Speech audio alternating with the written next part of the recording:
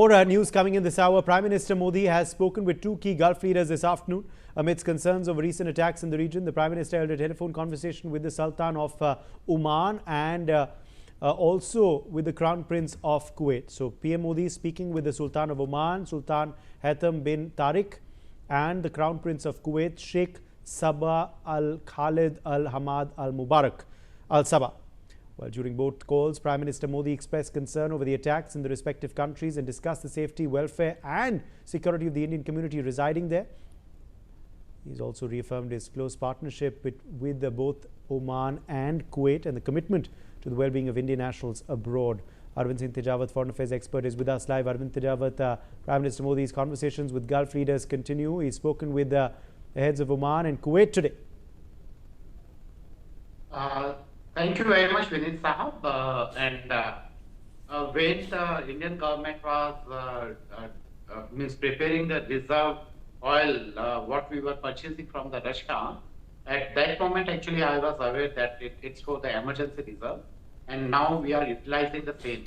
And Prime Minister Modi Sahab is making a communication with Oman, the Prince of Oman, and Kuwait, and some other Gulf countries. The reason behind it, that only these countries can really establish a communication with the United States, and they can pressurize the United States to end this war as soon as possible.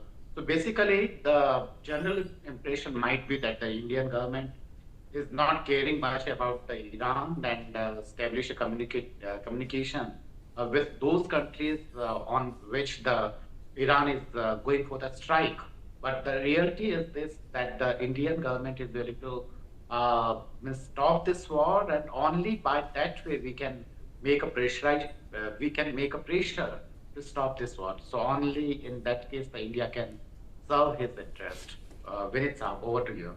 Well, more information now coming in. Prime Minister Modi has also spoken with the Amir of Qatar, Sheikh Tamim bin Hamad Al Thani. He's condemned the attacks on Qatar. He's also thanked the Amir of Qatar for support and care of the Indian community there. So Prime Minister Modi, also Ambassador Mukherjee, holding a conversation with the Amir of Qatar today as well.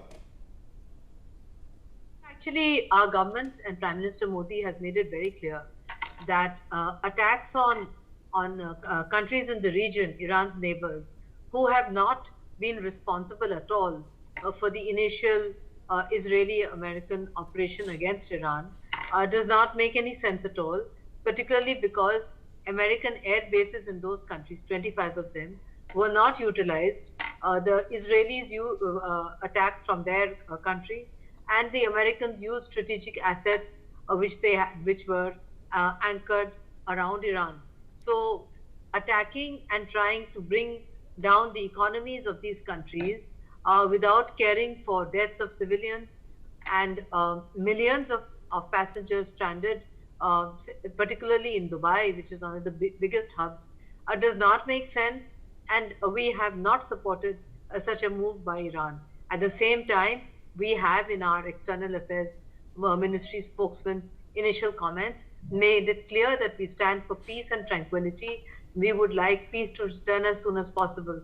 Unfortunately, the kind of steps that are being taken by Iran on countries that have never supported attack on Iran, and in fact, some had actually tried to dissuade Israel and US from attacking Iran, they are being attacked, and this is going to lead to huge complications because Iran is in the process of even attacking its neighbors who have tried to mediate. For example, Oman had been a long-time mediator and had tried to push interests. The United Arab Emirates and Iran had friendly relations, and there are more than 2 lakh Iranians who live and do business in Dubai.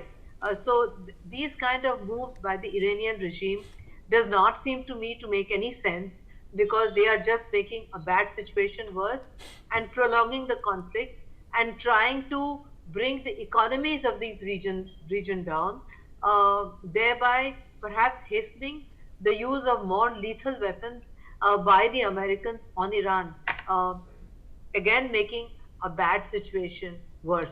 So I think we have gone down the right path. We have called for peace, but at the same time we cannot sit by and watch our nationals being held to ransom over there.